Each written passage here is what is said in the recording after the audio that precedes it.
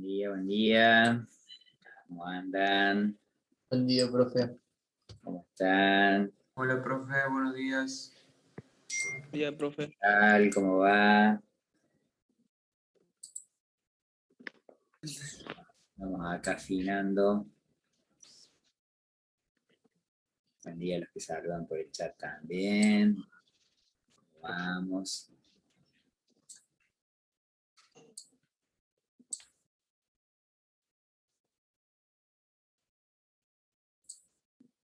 Perfecto.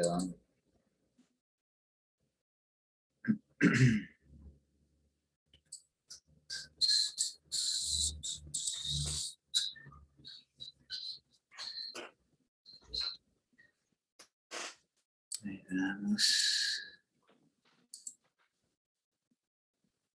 Estoy trabajando con una parte de admisión. En un ratito iniciamos la clase, ¿sí? Vamos a hacer una pequeña tolerancia de 5 minutitos.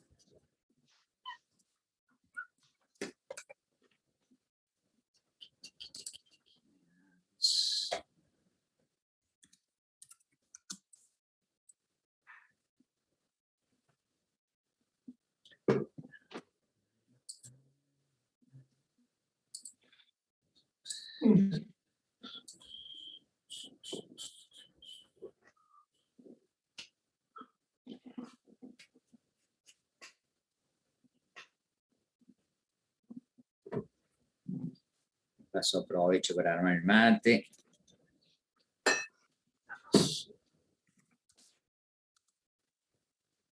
Bien.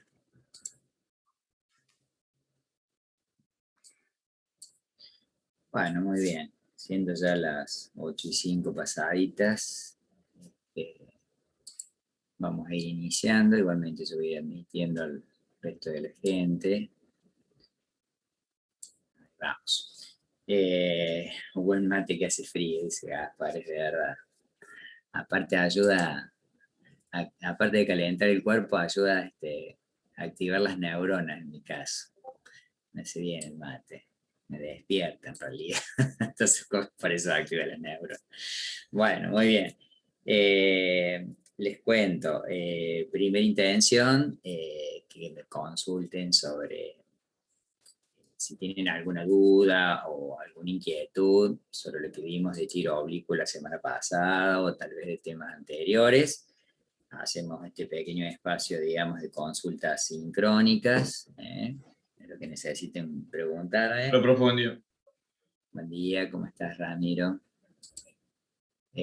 No tengo problema en contestar, me activan el micrófono, me escriben por el chat, no hay problemas.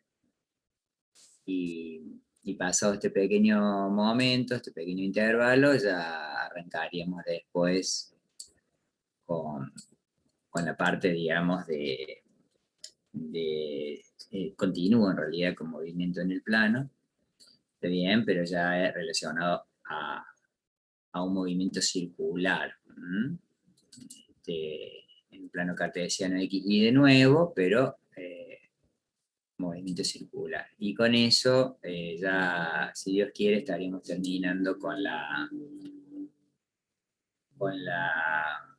unidad número 3 de todo lo que es cinemática del punto, que con esta clase nos tomaría 4 clases en total. Y ya para la semana que viene, si Dios quiere, tengo previsto, yo empecé a escribir algo sobre eso. Iniciar la unidad número 4, que es fundamentos de la dinámica, o sea, todo lo que es leyes de Newton. Para esa unidad más o menos he pensado unos 3 encuentros, unos 3 viernes. En este caso fueron 4, esta unidad era un poquito más larga. Y creo que con eso vamos a andar bien, si Dios quiere. Es la idea, o sea, vamos a ver qué es lo que sale. Así que escucho preguntas. Ajá. Yo tengo una. En la clase pasada lo último que hicimos fue la ecuación de la trayectoria, ¿no? Correcto. Donde con la ecuación C sabíamos que era el tiempo y etcétera. Sí, Pero no si sé. quisiéramos usarla, la que nos dio al final, ¿Eso qué cosa nos daría? Cuando usted la quiere usar al final, dice, no le escuché la última parte, perdón. Claro, Ya se lo hablaba. cuando quisiéramos implementar esta ecuación de la trayectoria, ¿qué es lo que nos daría?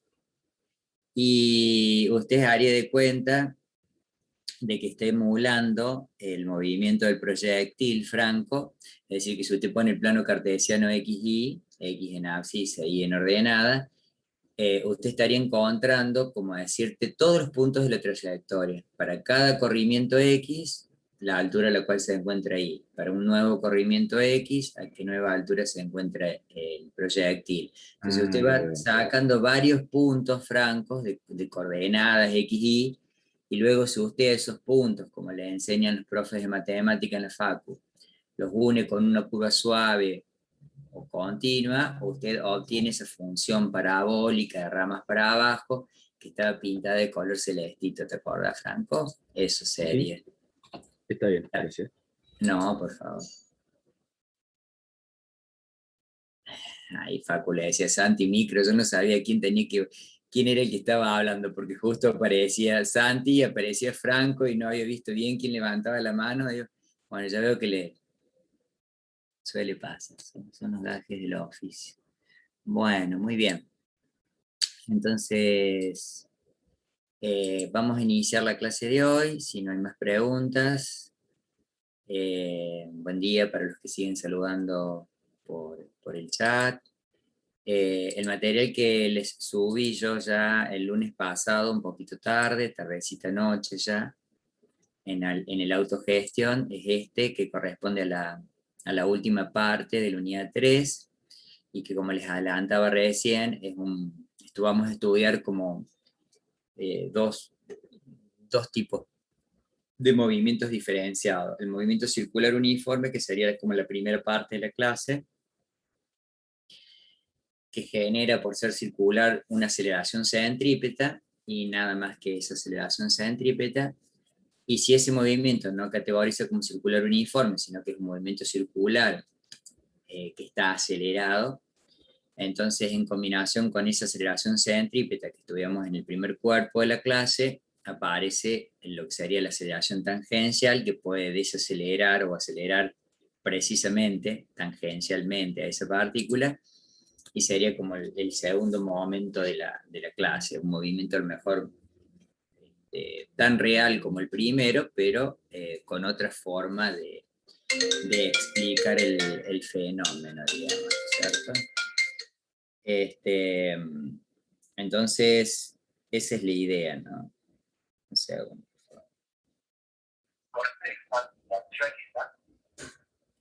Un segundito, por favor. Sí, hola. Sí, hola. Sí, ¿de qué? Sí, sí.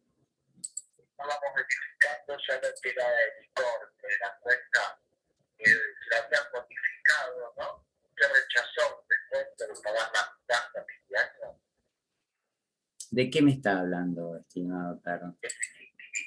Sí.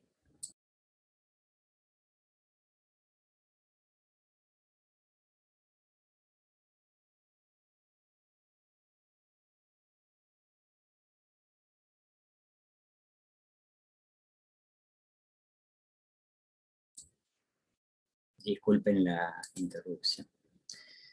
Bien, entonces les decía que los dos movimientos, tanto el circular uniforme que vamos a encarar en la primera parte de la clase, como el que no es uniforme, el que tiene aceleración tangencial, corresponden a digamos, a las dos miradas o los dos ejes conceptuales que vamos a trabajar a lo largo digamos, de la clase de hoy.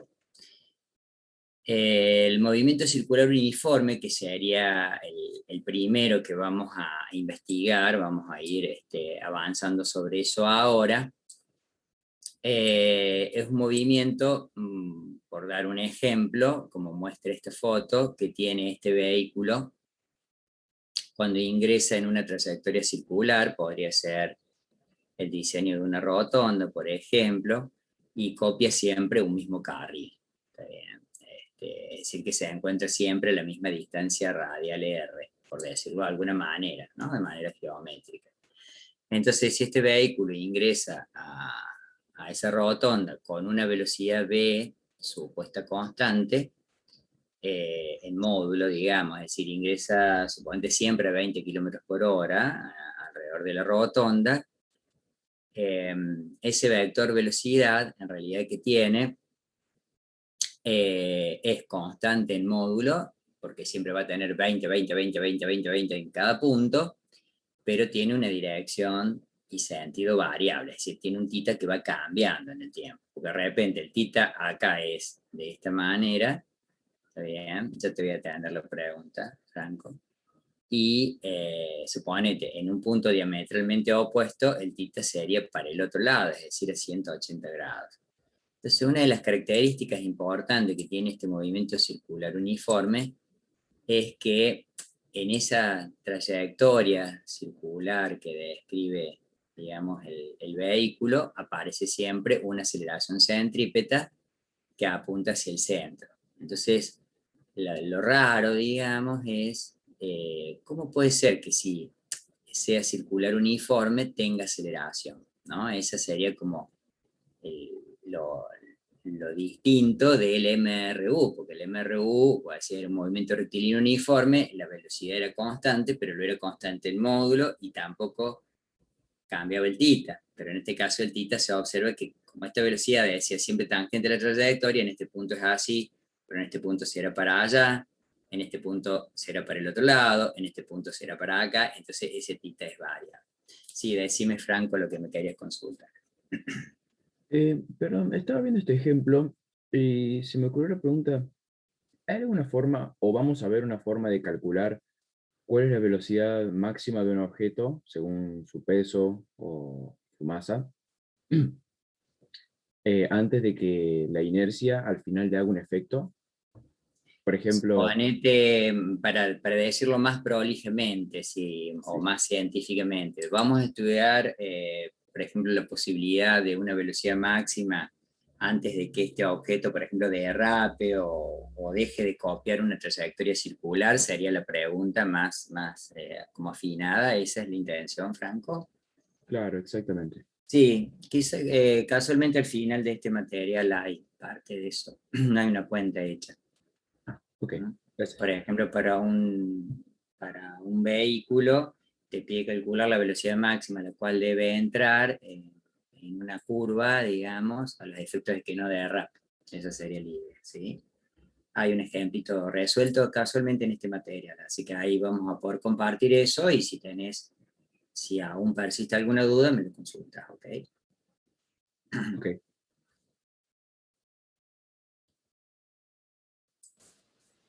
Bien, entonces decía, la aceleración siempre produce un cambio de velocidad, esta aceleración centrípeta, que va a estar presente, pero ese cambio puede tener como dos miradas, pongo yo acá, o que cambie el módulo, que no sería el caso, porque siempre va 20, 20, 20, 20, o a la velocidad constante que usted quiera, pero sí sería el caso en esta oportunidad que esa aceleración sería la responsable de última de cambiarle el ángulo, o sea, la dirección y sentido. ¿Está bien? Entonces yo, por ejemplo, muestro una vista desde arriba, si usted tiene el coche acá en esta posición inicial, con una cierta velocidad inicial ahí, cuando lo ve por primera vez, y ahora el coche avanzó por esta trayectoria circular y se encuentra acá en B, usted observa que este vector es el mismo que este, será que 20 igual que 20, pero este ángulo a lo mejor acá es 15 grados, medio en sentido antihorario respecto a un eje de las X así, y si usted respeta el mismo eje de las X, en esta otra posición este ángulo será de, no sé, 340 grados o 345, por darle un ejemplo. Entonces, ¿quién es el elemento responsable como magnitud física que hace que este vector B cambie su dirección y sentido, que actúe permanentemente hacia el centro, digamos, ¿no es cierto, chicos? Hacia el centro, esa aceleración centrípeta, que es la que dispone cualquier movimiento circular, y en especial este, que es un movimiento circular uniforme, ¿no? Entonces, esa es la idea. Entonces, esa aceleración que apunta hacia el centro, o hacia el punto O también llamado C, porque es el centro de esta circunferencia, se la suele llamar no solo aceleración centrípeta, porque apunta al centro, se la suele llamar también aceleración radial en los libros, porque va en la dirección del radio, o también aceleración normal, porque fíjate, si apunta para el centro, normal viene de perpendicularidad, forma un ángulo de 90 grados con respecto a la velocidad. Entonces se pudo calcular que ese módulo de la aceleración centrípeta, desde el punto de vista científico, también es un valor constante en módulo. La aceleración centrípeta siempre tiene el mismo valor, porque fíjate de qué depende de dos constantes, depende de la rapidez, que ya dijimos que es 20, 20, 20, 20, 20 en cada instante, elevado al cuadrado, dividido el radio de giro, que se supone que el radio de giro es el que sostiene el automovilista, porque no cambia de carril conforme va haciendo el movimiento. Entonces, decir que la aceleración centrípeta así de una manera tan repentina, vale, vea el cuadrado sobre el radio, va a decir, epa, Inge, ¿de dónde salió esto? O cómo los científicos se dieron cuenta de que esto es así. Bueno, ya te lo voy a explicar a continuación. A partir de un proceso lógico deductivo, vamos a tratar de demostrar de que esa fórmula es sincera. Pero antes quería adelantarte también que, si bien el valor del módulo, lo que vos medís de aceleración centrípeta, es b cuadrado sobre radio, y lo medís en metros sobre segundos al cuadrado, como cualquier aceleración, su dirección y sentido también es variable. Medio que lo que le pasa a la aceleración centrípeta era lo mismo que describíamos con respecto a la velocidad. No cambia el módulo, pero cambia el tita. ¿Está bien? Y la aceleración centrípeta no cambia el módulo, porque siempre es el mismo tamaño de vector, pero sí cambia el tita también, ¿cierto? Le pasa lo mismo que a la velocidad, porque por momento acá está así, pero por momento si la partícula está acá apuntando al centro es así, entonces este es otro vector que ya tiene otra dirección y sentido, y así voy dibujando varios, ¿no? Entonces, esas son como las dos cuestiones que guardan en común estas dos magnitudes, ¿no? Tanto la velocidad como la aceleración, que tienen módulo constante, decía, y dirección y sentido siempre variables. Una pregunta que me suelen hacer es cómo surge esta unidad de los metros sobre segundos al cuadrado, que es razonable porque estoy calculando una aceleración. Entonces, si a usted le parece, yo les podría mostrar, por ejemplo, que usted acá tiene b al cuadrado, es lo que vale, digamos, la aceleración centrípeta, dijimos que ya lo vamos a demostrar, b al cuadrado dividido el radio, ¿no es cierto? Ahí. Entonces, si usted hace el análisis dimensional de esto, en el numerador, la velocidad usted la va a escribir en metros dividido segundos, y a su vez todo eso va elevadito al cuadrado, ¿no es cierto? Estoy intentando hacer un análisis de unidad. Y en el denominador usted va a tener metros, pero esos metros del radio, que es una unidad de longitud, a su vez, usted diría, bueno, vea, Inge, es como si tuviese dividido por 1. ¿Está bien?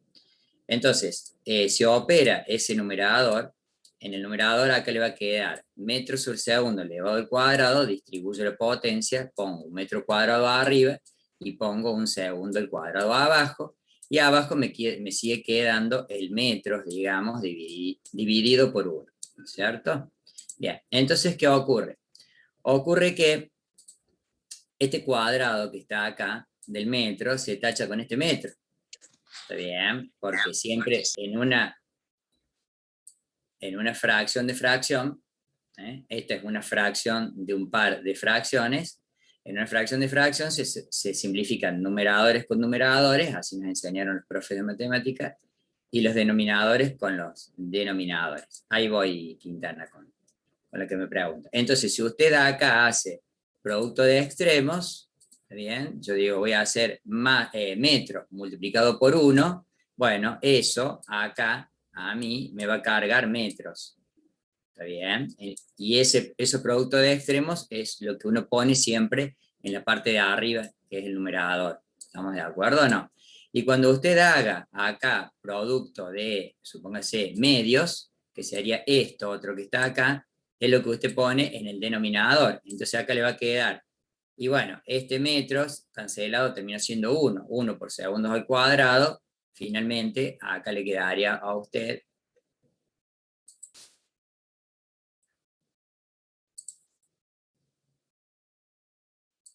le quedaría a usted, decía, segundos al cuadrado. Entonces, finalmente, usted visualiza que esta forma de expresar la aceleración, que es v cuadrado sobre r, desembarca finalmente en una unidad que es propia de la aceleración, ¿no?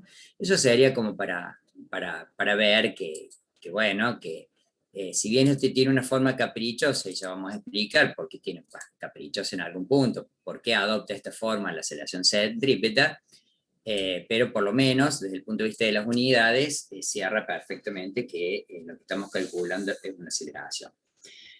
Me preguntan si puedo repetir las manifestaciones del cambio de la velocidad producida por la aceleración.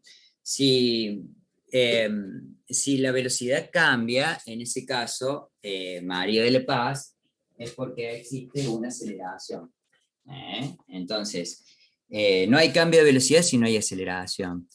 Pero lo sorprendente es que ese cambio en la velocidad no es del módulo, porque el módulo siempre es el mismo, ¿viste? Ese vectorcito en rojo que yo te mostraba acá, siempre es el mismo, nunca cambia, es del mismo tamaño, pero vos ves que ese vector velocidad va cambiando la orientación, o sea, el θ no es el mismo.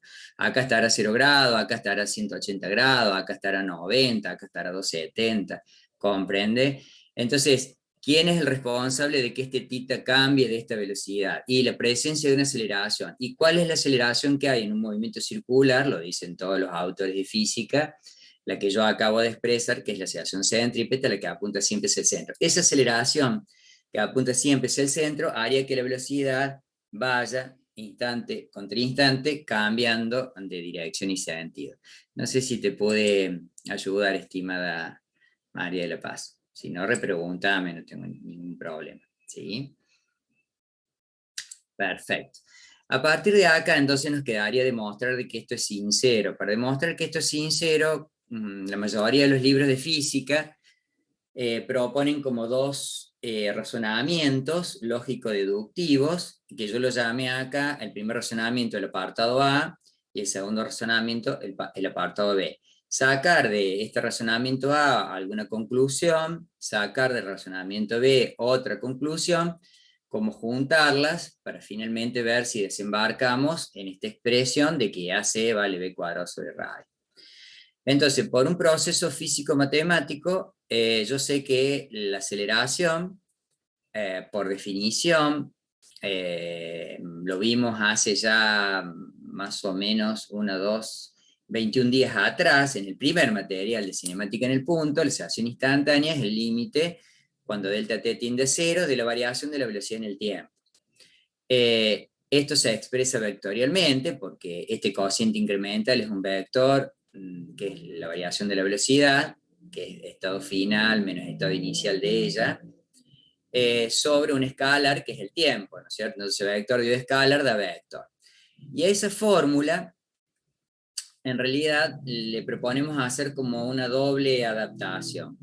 Primero, decirle que esta aceleración no sea cualquiera, sea la aceleración centrípeta, que es la que yo quiero calcular, por la especificidad del movimiento, porque si hay movimiento circular siempre hay aceleración centrípeta. Y segundo, sacarle momentáneamente el carácter vectorial. Viste que acá dice A vector, es delta B, que es vector, dividido escalar, que da vector. ¿Y por qué le saca el carácter vectorial, Inge? Y porque esta expresión no tiene carácter vectorial. Esta expresión es escalar, ¿ves? No tiene flechita. Con esto yo calculo esta parte de la aceleración. El módulo, el tamaño, cuán grande es en metros sobre segundo al cuadrado, o en centímetros sobre segundo al cuadrado, en la unidad que usted quiera. Y la dirección y sentido, y bueno, siempre es el centro. Entonces, como es escalar, le hago esa doble modificación. Le escribo de manera escalar. Le saco la flechita para A y le saco la flechita que corresponde a delta B. Le escribo como ecuación 2 y le digo que me aguarde un ratito ahí, y ya la voy a retomar. Esto sería para la primera línea de razonamiento. Digo que es físico-matemático, porque esto es análisis, proponer un cálculo de un límite, por eso digo matemático, y físico, porque a través de ese límite uno puede calcular una aceleración, que es una magnitud física.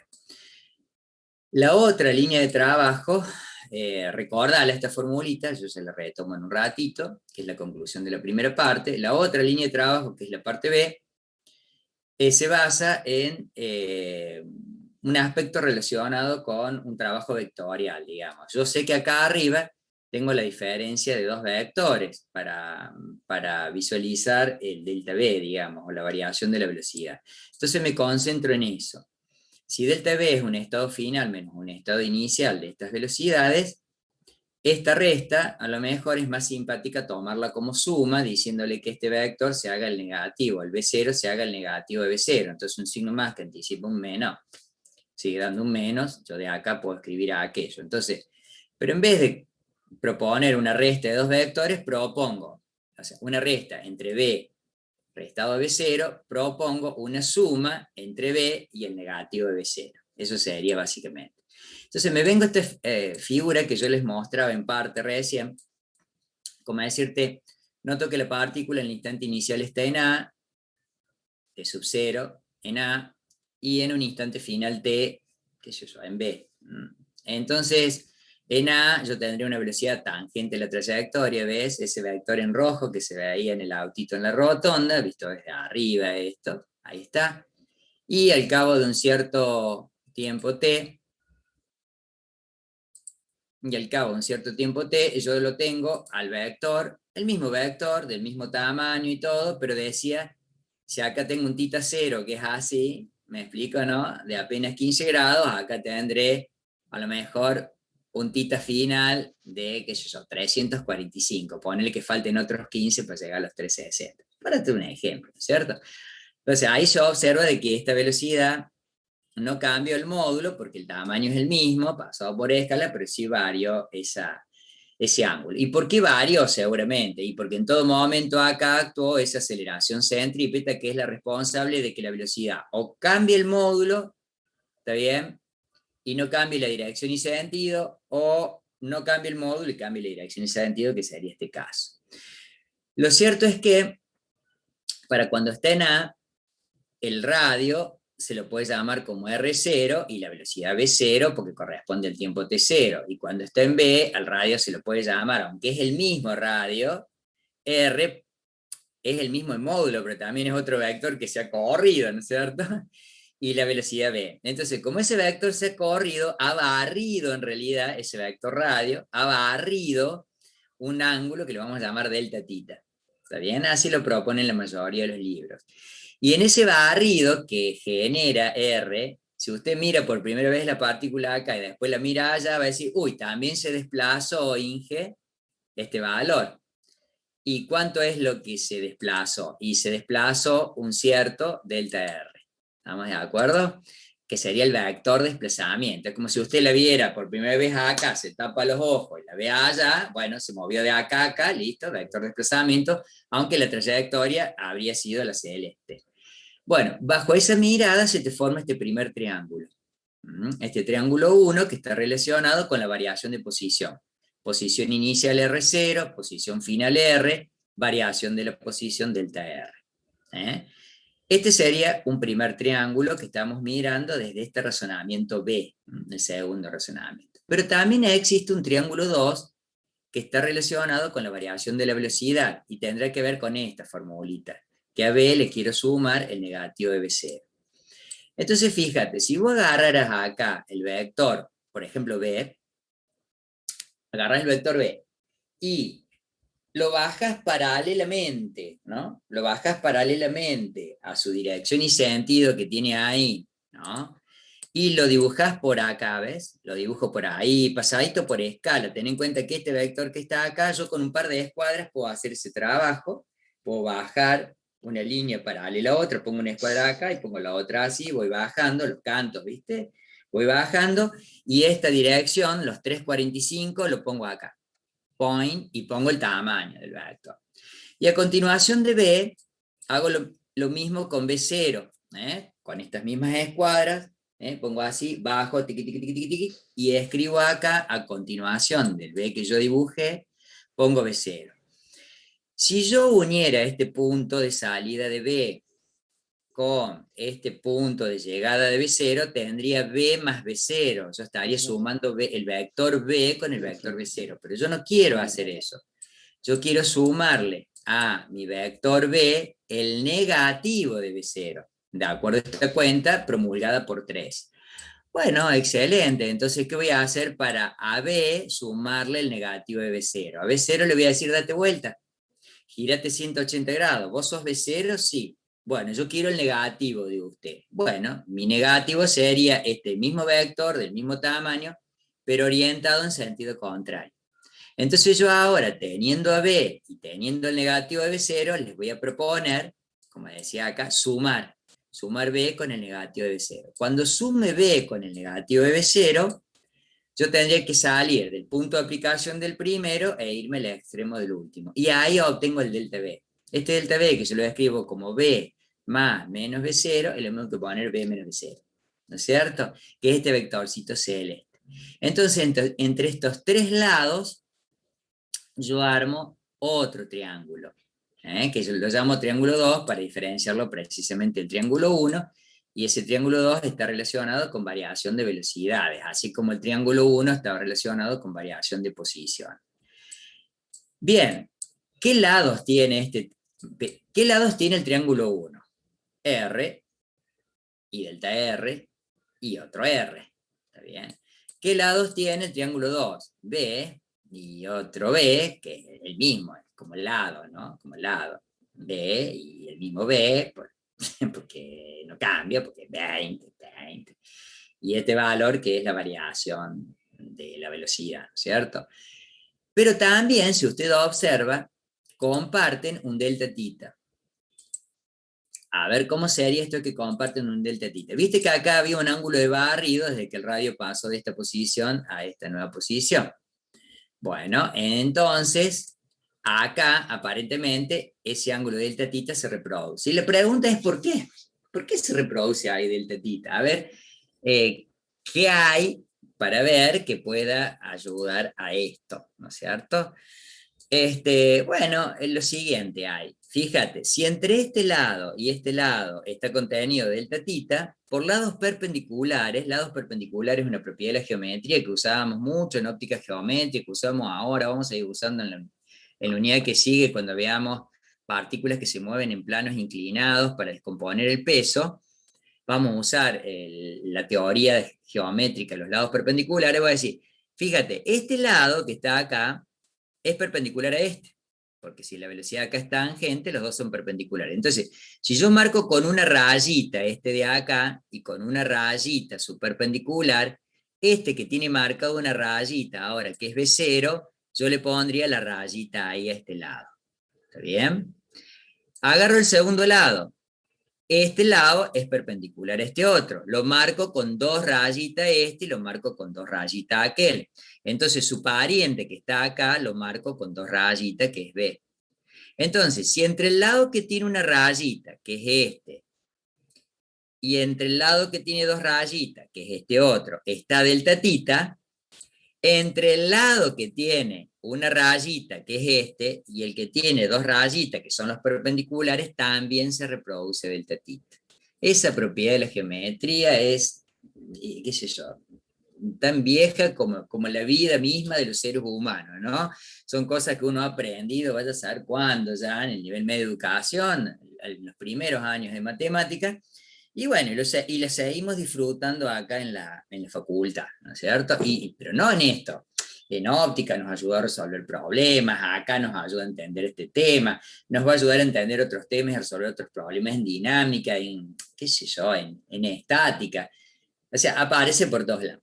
Entonces, ahí está el delta tita. Si este delta tita, por cierto, es igual que este otro, y de hecho lo es, usted este triángulo que está acá como triángulo 2 lo podría girar y calzarlo como en el triángulo 1, digamos, por decirlo de alguna manera, esto de calzarlo, ¿no es cierto?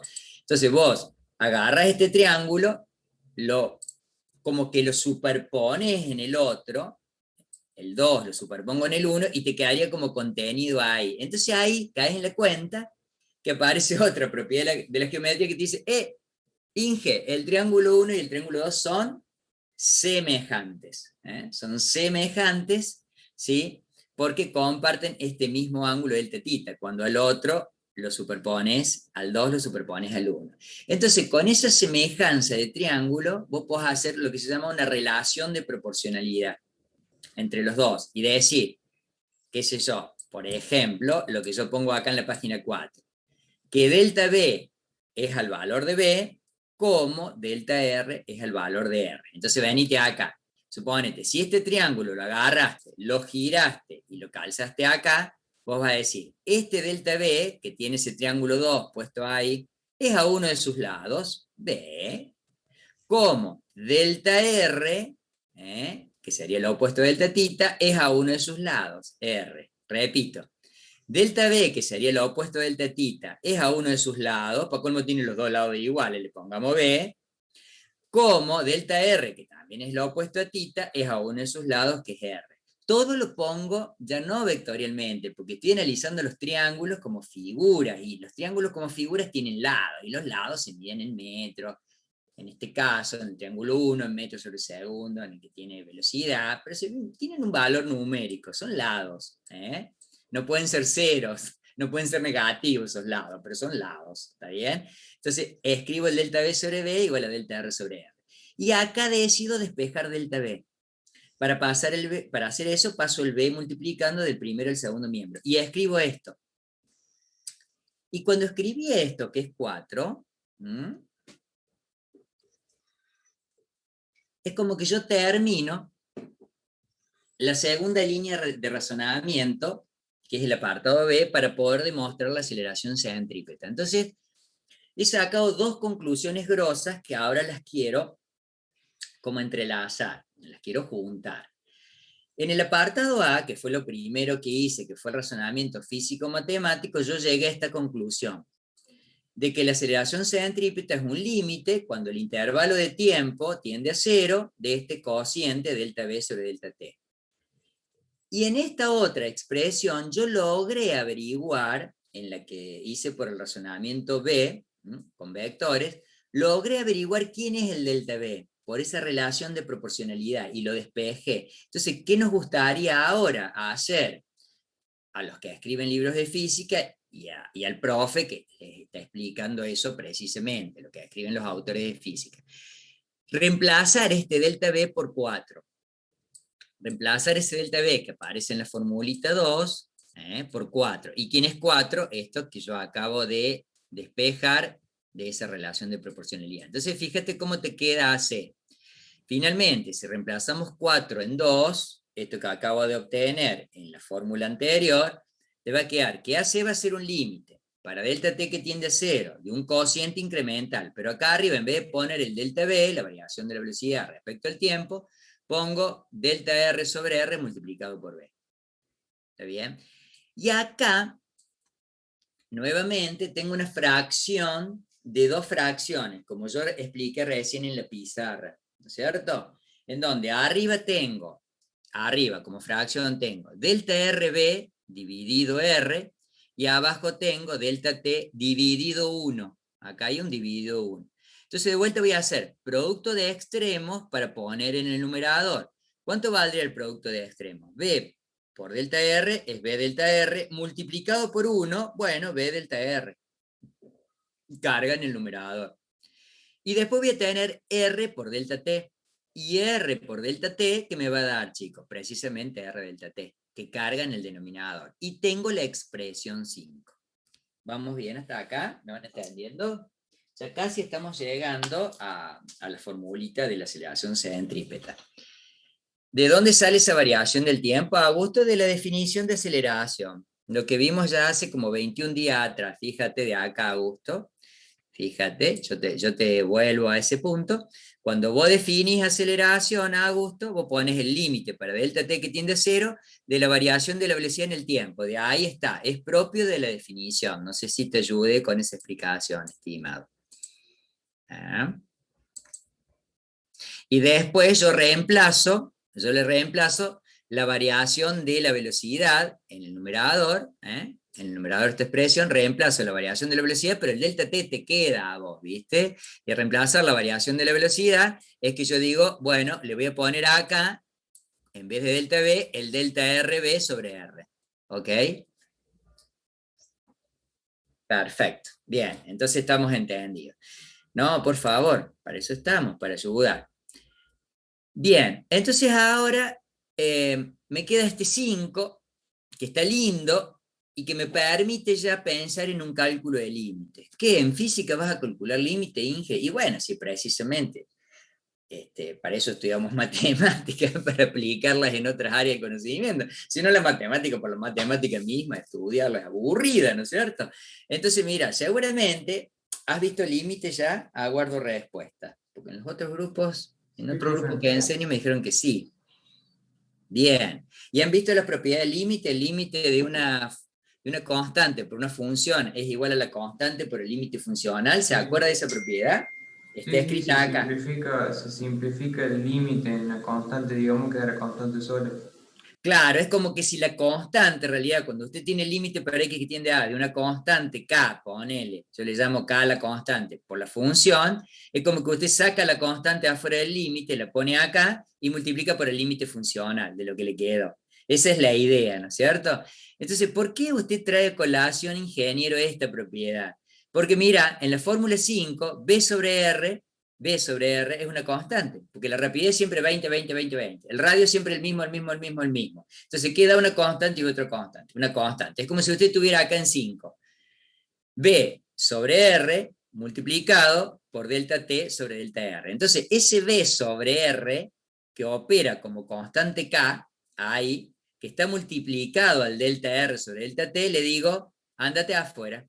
Le digo, ándate afuera por la propiedad esta de el límite. Entonces te va a quedar que el AC va a ser el B sobre R por el límite de lo que me quedó. De delta T que tiende a 0, delta R sobre delta T. Y ahora yo le digo, piense hace 21 días atrás, cuando estábamos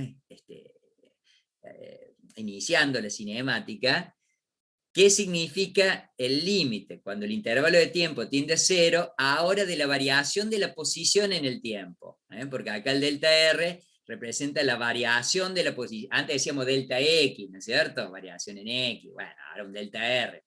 ¿Qué significa variación de la posición en el tiempo? ¿Qué significa metros sobre segundos? ¿Qué significa eso, chicos? Velocidad, profe. Velocidad, pero no es cualquier velocidad, Era correctísimo, caballero. instantánea. Es la instantánea, es instante contra instante, ¿no es cierto? Porque es el límite cuando delta t tiende a 0.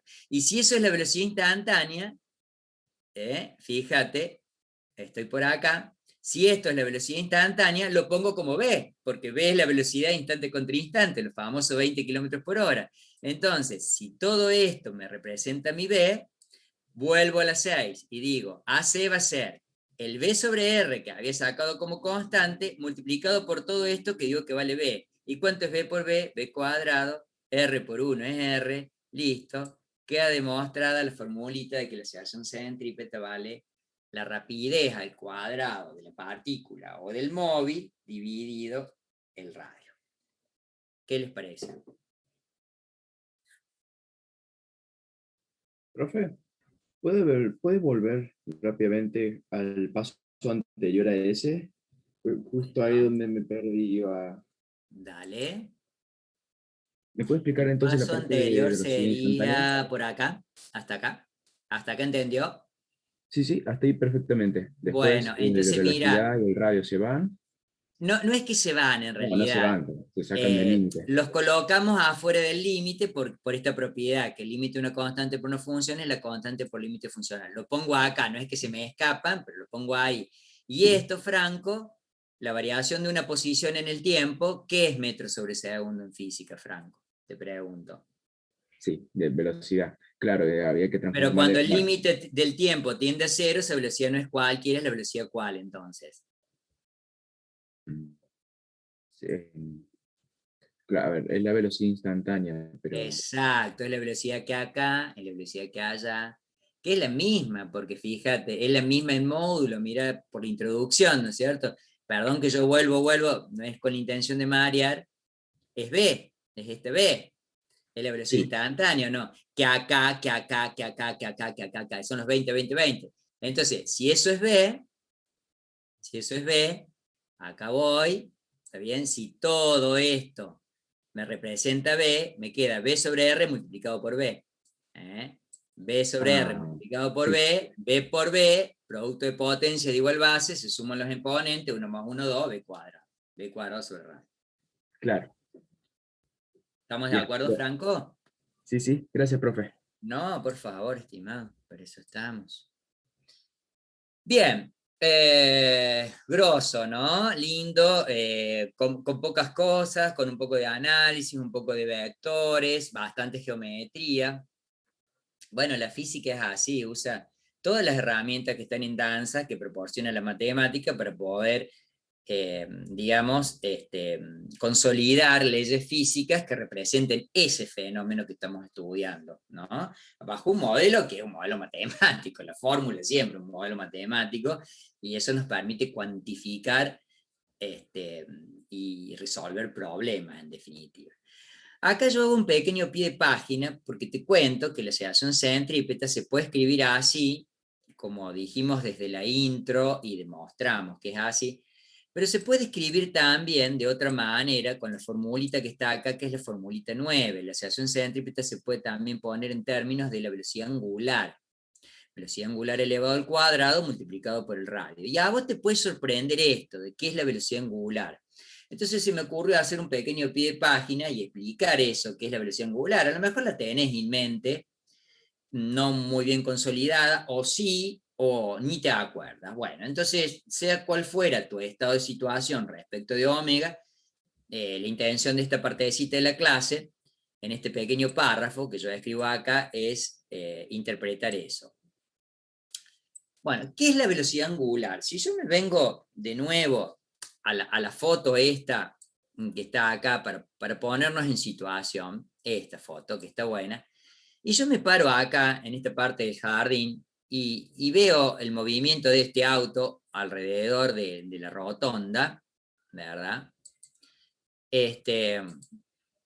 Yo voy a tener esta posibilidad de trabajo, me puedo tomar este trabajo. Agarro un cronómetro paradito acá, quietito, observador en reposo, y el auto está dando vueltas acá. Entonces, justo cuando pasa al frente mío, aprieto el cronómetro, que estaba en 0, y dejo correr 1 minuto. Entonces, en 1 minuto me pregunto cuántas vueltas, tungui, tungui, tungui, da el vehículo a la partícula en ese tiempo. Yo te puedo decir, uy, Inge, dio 10 vueltas en 1 minuto. Bueno, entonces el omega, la velocidad angular, que no es la lineal, porque la lineal es esta, vos anda grabándote eso porque esto es terminología propia de la materia, ¿está bien? La velocidad lineal, que es esta, no es la velocidad angular. La velocidad lineal se mide en metros sobre segundo, como vos sabés, en kilómetros sobre hora, millas sobre hora, centímetros sobre segundo, lo que vos quieras. Es longitud sobre tiempo. Pero también puedes cuantificar de este coche o de esta partícula el omega, que es la velocidad angular, que son las RPM, o las revoluciones sobre minuto. Es decir, cuántas revoluciones, que 1, que 2, que 3, que 10 revoluciones dio en 1 minuto. Así las cuantificamos los ingenieros. Esto es muy de la ingeniería. Entonces voy a decir 10 RPM, hasta el punto que en el tacómetro de tu auto, o de cualquier auto, vos tenés la aguja que se mueve, si es analógica. Y si el auto está moderando, está ahí estabilizada, ponele en 800 RPM, por darte un ejemplo. ¿Qué son 800 RPM? Que el cigüeñal de tu auto da 800 vueltas en 1 minuto, como que este coche dio 10 vueltas alrededor de la rotonda en ese minuto. Ese es el omega. Ese es el omega, o la velocidad angular. Así se llama, para diferenciarla de la roja, que es la velocidad lineal. Entonces vuelvo al párrafo ese para explicar, ¿no? Entonces voy a decir, yo prendo el ventilador de techo, selecciono el número 1 y va a 200 RPM. ¿Qué es 200? Y que da 200 vueltas en 1 minuto. A nosotros nos gusta mucho, los ingenieros, hablar de RPM, revoluciones por minuto. Es más, el tacómetro del auto dice RPM, fíjate, siempre dice así, porque es muy de los ingenieros eso, pero en realidad científicamente es revoluciones en un minuto. Eso es lo correcto, no esto, aunque es muy canchero. Es lo mismo cuando usted dice, voy a 80 kilómetros por hora en el auto. No, no va a 80 kilómetros por hora, va a 80 kilómetros sobre hora. Bueno, es un vicio instalado, es una costumbre, para decirlo más elegantemente, pero no es mala costumbre, es una buena costumbre. Después, si usted quiere hablar científicamente, dirá revoluciones sobre minutos. Si quiere hablar desde lo cotidiano, dirá RPM, revoluciones por minuto. ¿Está bien? Bueno, lo cierto es que en una red, en una vuelta, entran 360 grados, que sería 2 pi radianes. ¿Está bien? Eso usted lo sabe también por la matemática. Entonces, ahí vamos, como el revoluciones sobre minuto no es del sistema internacional, es del sistema técnico. Mi intención ahora es para que te lleves a la clase de Hugo, cómo pasar revoluciones sobre minutos a radianes sobre segundo, o 1 sobre segundo, que es como se mide el omega. El B se mide en metros sobre segundo, el omega se mide en 1 sobre segundo, o radianes sobre segundo. Es lo mismo. El radian se pone, usted dice 3,14 es el número pi expresado en radianes, pero es 3,14, pero vos sabés que estás en el sistema radianes, ¿no es cierto? Bueno, entonces acá dice usted 2 pi radianes, pero bueno, radian podría no estar, porque sabe que es un número en realidad. El pi es 3,14 por 2 da 6,28 y chao, se comprende, por ahí, más o menos. Entonces, si yo tengo una velocidad angular de 10 revoluciones sobre minuto, yo puse a mi sobrinito arriba una calecita. ¿Está bien? Para que disfrute, ¿no? En el borde de la calecita, que tiene un radio R. El calecitero la encendió y empezó a dar vuelta a mi sobrinito. Yo me paro al frente, justo pasa al frente mío, aprieto el cronómetro. Pasa 10 veces el frente mío. Entonces, la velocidad angular que tiene mi sobrinito allá arriba es de 10 rev sobre min, que es la misma velocidad angular que el calecitero puso a girar, supuesta constante, ¿no es cierto?, a la calecita para que los niños disfruten allá arriba. Entonces, ahora yo diría, no, quiero pasar la rad sobre seg, quiero llevarla a esta unidad que es propia del sistema internacional. Entonces, en una red entran 2 pi rad, en una vuelta entran 2 pi radianes, y en un minuto, que está en el denominador, entran 60 segundos. Entonces, mi factor de conversión que tengo que multiplicar con el 10, que yo ya traigo de dato, es 2 pi sobre rad. Si hago 2 pi sobre 60, perdón, si hago 2 pi dividido 60, lo multiplico por 10, lo que antes era 10 RPM o revoluciones sobre minuto, ahora es 1 radian sobre segundo. Fíjate que básicamente es como haber dividido por 10. ¿Por qué? Porque 2 por 3,14 te da 6,28. 6,28 dividido 60, ponele 6 dividido 60, es un décimo. Un décimo, que es lo que yo pongo acá, es más o menos esta cuenta. Entonces 10 dividido 10, aproximadamente 1. Entonces, usted dice, la turbina de un avión va a 8.000 RPM, Inge. ¿Cuántos radianes sobre segundo son? Dividido por 10, 800. Rápidamente, no se va a poner a agarrar la calculadora, multiplicar 2 por pi dividido 60, ¿no? ¿Cuál es la diferencia que vaya a 800 o un poquito más? 807, bueno, radianes sobre segundo, bueno, es más o menos lo mismo. Y si usted quisiera ir por el camino contrario, en vez de rev sobre minuto, radianes sobre segundo, que multiplica por 2 pi dividido por 60, ahora tiene radianes sobre segundo, que es inentendible, es como decir la velocidad de millas por hora, o en centímetros sobre segundo, o en metros sobre segundo. No, dígamela en kilómetros por hora, Inge, para lo que uno tiene, ¿no? En la estructura mental. Entonces ahora te dicen, che, el ventilador va a 400, no, sería una barbaridad, perdón, 40 radianes sobre segundo. ¿Qué sé yo cuántas RPM son? ¿Está bien? Bueno, el factor de conversión es al revés. Ahora, así como para ir de acá para allá, multiplico por 2 pi dividido por 60, para ir de acá para allá, multiplico por 60 dividido por 2 pi. Sería como multiplicar por 10. Entonces, va a 40 radianes sobre segundo, el tío que tengo acá arriba, que me nivel de la botella, multiplico por 10, aproximadamente 400 RP. Va rápido, me despeina, pero me hace fresco. Me explico, entonces ahí está el otro factor de conversión para ir en el viaje de ida y en el viaje de vuelta. Esto yo lo cuento, está bien, porque lo vas a usar mucho con Hugo. Entonces, ¿qué relación hay? Porque tiene que haber una relación entre la velocidad lineal, la roja, taca, taca, taca, que es tangente a la trayectoria en toda instancia, y la omega, esta, que es la fórmula 8. La velocidad lineal se calcula como el angular multiplicado por el radio. En física siempre es así. Este es el vínculo entre lo angular y lo lineal. Ahí te atiendo tu pregunta, Tomás. Este es el vínculo entre lo angular y lo lineal. Si este mide 1 sobre segundo, que es radianes sobre segundo, o 1 sobre segundo, hace el análisis de unidades, lo multiplica por metro, que te da metro sobre segundo, que es unidad de velocidad. Entonces, si vos agarras esta fórmula 8, ¿está bien?, que te vincula la velocidad tangencial con la angular, y se la pones a esta tía, que es la 7, le pones B ahí con omega por el radio, que ya sabes bien quién es omega, que cómo se mide en el sistema técnico, que cómo se mide en el sistema internacional, tenés los factores de conversión, tenés un ejemplo.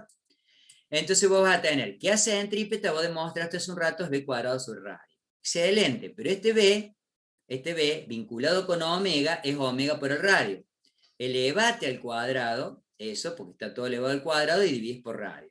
Esta potencia distribuíla, omega cuadrado ahí, distribuíla, R cuadrado acá, el cuadrado de R con el R se cancela, matemática sencilla, álgebra elemental, y la aceleración centrípeta expresada en términos de la cantidad de vueltas que da por minuto, la cantidad de radianes que da por segundos, es la formulita 9. Entonces, la aceleración centrípeta se puede representar indistintamente por 7, que fue como arrancó la clase, y laburamos todo este tiempo hasta acá, y demostramos esto, o también en términos de la velocidad angular, se puede expresar en términos de la formulita 9. Cualquiera de las dos son totalmente válidas. Dice, ese ventilador de 400 RPM es un tornado, el Guanacas. Me has hecho reír, Gaspar. Sí, si no llego a prenderse, me sube o me baja la losa, no sé qué hace. Sí, se me fue la mano, pero bueno, uno en el fragor de querer explicar por ahí, y al principio que había dicho 400 radianes sobre segundo, 4000 vueltas, ¿viste? Ya directamente despega la casa. Pero bueno, Franquito no, Tomás, me habías hecho una pregunta, te escucho. Sí, profe, disculpe. No. ¿Podría repetir, por favor, cuando pasa de radianes a revoluciones sobre segundo? Vale. Por minuto, perdón. A ver, cuando paso a revoluciones sobre minuto, radianes sobre segundos, o al revés. Al revés sería, profe. Al revés. Cuando vos tenés esta cuenta, el factor de conversión siempre cambia, ¿viste, Tomás? En vez de ser 2pi sobre 60, 60 sobre 2pi. Y yo te explico por qué. Porque ahora vos te vas a preguntar acá, Tomás, en un radian, ¿cuántas revoluciones entran? Vos vas a poner acá 1 sobre 2pi. Y vos te vas a preguntar acá abajo, fracción. Y en un segundo, ¿cuántos minutos entran? 1 sobre 60. Entonces vos ahora haces la cuenta. 1 por 60, clava 60 arriba. Dividido. Acá habías puesto 1 sobre 2pi. Entonces 2pi que tengo acá multiplicado por 1, dividido por 2pi. Entonces tenés 60 sobre 2pi que te da aproximadamente igual a 10. ¿Está claro ahí, estimado Tomás? Sí, profe, Daniel, gracias. No, por favor. Para eso está. Viste que cuando voy a decir paso de metros, Tomás, te hago otra comparación. Pasa de metros sobre segundo, kilómetro por hora. Multiplico por 3,6. ¿Está bien? Y paso de kilómetros por hora a metros sobre segundo, divido por 3,6. Acá, multiplicas por 2pi dividido 60, o, ¿está bien? Que es lo mismo decir, multiplico por 10, y si voy en el viaje de vuelta, divido por 10. Multiplico, divido, multiplico. O darle vuelta el número del factor. Es lo mismo, son estrategias equivalentes. ¿Ok? Espero haber Mejor ayudado. todavía. Sí, mejor Bien, todavía. bien. Bueno, me alegro porque por ahí yo quiero hacer una acotación extra con la intención de ayudar. Me encantó que me digas el mejor todavía, y temo al mismo tiempo de confundir. Habías entendido lo otro y ahora te hago la acotación extra y te vuelvo a confundir, ¿viste? Porque puede pasar. Entonces uno tiene temor de, por seguir queriendo ayudar, volver a empantanar. No sé si soy claro. No. La clásica de quiere aclarar pero oscurece. Exactamente. Mira, viste que todo, para mí, chicos, los dichos dicen todos, absolutamente todos los dichos dicen una gran verdad. Entonces, el no aclare que oscurece, creo que pasa por eso que acabo de expresar. Gracias por el aporte, caballero, me parece muy pertinente. ¿Estamos hasta acá, chicos? vamos bien, me van entendiendo, la van pasando bien, van abrazando el conocimiento nuevo o estamos medios. Va a haber que repasar un poco durante las vacaciones de invierno, pero estamos bien. No espere las vacaciones de invierno, agarra esta tarde nomás, cerveza de por Sí, sí, medio. sí. Pero las vacaciones de invierno ayudan. Las de invierno ayudan. Yo, cuando me quiero inspirar, agarro el mate si tengo que estar decente, ¿no es cierto? Como por ejemplo ahora. Y si me quiero inspirar, y estoy con amigos, estoy con la familia, estoy en confianza, una cervecita, aceitunas negras, algunos manicitos o pistachitos, bueno, pistachitos tan caros, algunos manicitos que están más baratos, se hacen acá en Hernando, en Cativo, por ahí. Los pistachos son importados y te los fajan en dólares, así que es un gusto caro. Bueno, pero eso es una costumbre media árabe, la que les cuento. Un lomito, eso es bien cordobés. Ahí está, toma, me encantó, me adhiero a ella también. Hago una mejor. Un sándwich de milanesa. Ah, ricazo, pero que esté frita la milanesa. No me la va a poner al horno porque no me gusta. ¿Quién hace milanesa al horno? No sé qué eso, por ahí he visto que alguien. Una galleta de agua con picadillo, ese es el clásico de los estudiantes, Fede. Yo la sigo adorando a esa. Era parte de mi alimentación cuando tenía 18. Hamburguesa de 4 carnes. Le tengo escozor, Facu, pero si te gusta no te la prohíbo. Yo la hamburguesa, no sé, prefiero el lomo, que sé que viste es el pedazo de carne, que sabe que lo que te come, que lo que está mirando sabe lo que come el hamburguesa, sabe... No sé, pero bueno, mi hija que estudió tecnología de los alimentos, que es licenciada en eso, me reta, me dice, papá, vos desconfías de todo lo industrializado en cuanto a alimentos, y no, no desconfío, pero me da una cosita. ¿Qué A ver, cosa ese picadillo tiene muchas cosas. Sí, bueno, también, pero va. Cerraremos los ojos para la hamburguesa y el picadillo. Si es rico, le damos más. No vive en Córdoba, por lo del lomito. ¿Qué es el lomito? ¿De dónde sos, Tomás? Tomás Albarracín. Ah, de Jujuy. ¿Y allá no comen lomito, loco? ¿No sabes lo que es el lomito? Sí. Porque si fueras uruguayo, a lo mejor decís que es un chivito, en vez de un lomito, pero creo que le llaman así en Uruguay. No me acuerdo. Yo fui una sola vez a Uruguay y lo que comí fue un asadazo, una carne espectacular. Los uruguayos tienen una carne que es exquisita. Sí, compiten con nosotros grosamente los uruguayos. Son muy buenos.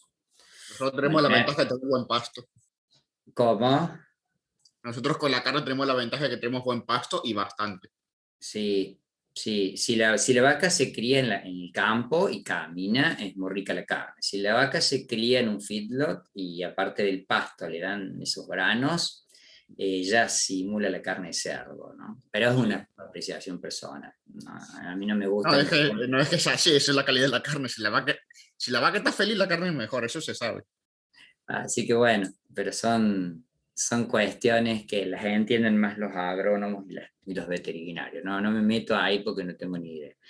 Otra cosa piola, chicos, que puede hablar Hugo, el práctico y los libros, es que el tiempo que tarda el auto en dar una vuelta completa o su sobrinito en la calecita para dar la vuelta completa, el tiempo que se tarda para dar un viaje completo, en este caso sería un viaje redondo, porque es un movimiento circular, se llama periodo. Entonces, ¿se acuerda usted que la rapidez es constante, es 20? Entonces le podemos robar alguna idea al MRU que dice que espacio es igual a velocidad por tiempo, si el módulo es constante. Entonces, si usted al X lo pone igual a B por T, mira, te lo explico acá. Dame un segundito, ¿no? Si el X es velocidad por tiempo, voy a borrar esto. Borrar todos los dibujos. Si yo hago esto, ¿no? Que es lo que vimos la primera clase. Si X es velocidad, digamos, multiplicado por el tiempo t, yo de acá podría despejar el tiempo y decir que en tal caso el tiempo puesto ahí, lo dejo donde está, va a ser igual al espacio dividido la velocidad, porque el v que está de factor pasa a cociente del segundo al primer miembro. Ese tiempo, si usted lo llama t mayúscula, representa el periodo, que es el tiempo de viaje completo. Entonces, el espacio recorrido en la vuelta completa es el perímetro de esa circunferencia. Entonces, un perímetro se mide como 2π por radio, eso también nos enseñan los profes de matemática en geometría, y la velocidad es la velocidad v. Entonces, esto se conoce con el nombre de, en un movimiento circular, de periodo. Puede ser un movimiento circular o en cualquier movimiento. Mira, un péndulo simple. ¿Cuál es el periodo del péndulo simple? El tiempo que tarda en hacer el viaje completo. 0 acá, va y viene, 2 segundos, ese es el periodo. El tiempo que tarda en ir y volver. Un segundo para ir, un segundo para volver con él. Entonces, ese es el periodo. Y como el radio, usted lo mide en metros, y acá tendría metros, ¿está bien? Dividido por 1. Y la velocidad la mides en metros sobre segundo, estoy haciendo el análisis dimensional, entonces vos vas a decir, fíjate que este metro con este metro se cancela, ahí te queda un 1, y ahí te queda otro 1, entonces ahora voy a decir, de vuelta, la historia siempre, producto de extremos, 1 por segundo, pongo segundo en el numerador, y divido por 1 por 1, dividido por 1 en el denominador. Eso sería el periodo t, las unidades del periodo t. Entonces, ¿cuánto es segundo dividido 1? Bueno, el periodo es un tiempo, pues en el sistema internacional se lo mide en segundos. ¿Estamos de acuerdo, estimado? Eso está bueno, eso es lo que yo cuento en ese pequeño párrafo que muestro por acá, de quién es el periodo y por qué se mide en segundos y toda esa cuestión. Y acá cargo un par de ejemplitos.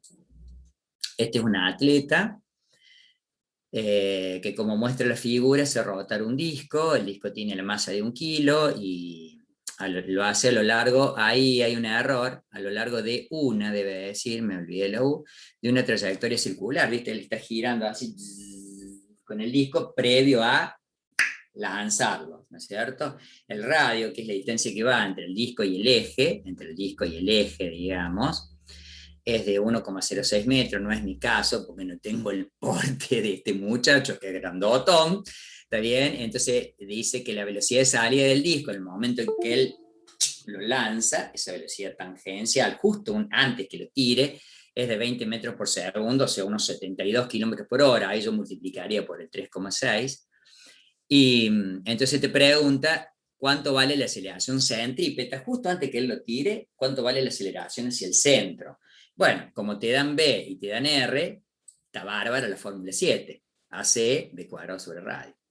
Pongo la velocidad 20 metros sobre segundo al cuadrado, lo divido por el radio, que es 1,06 metros, y me da un tocazazo. Mirá la aceleración centrípeta a la que está animado el disco justo antes que le tire el atleta.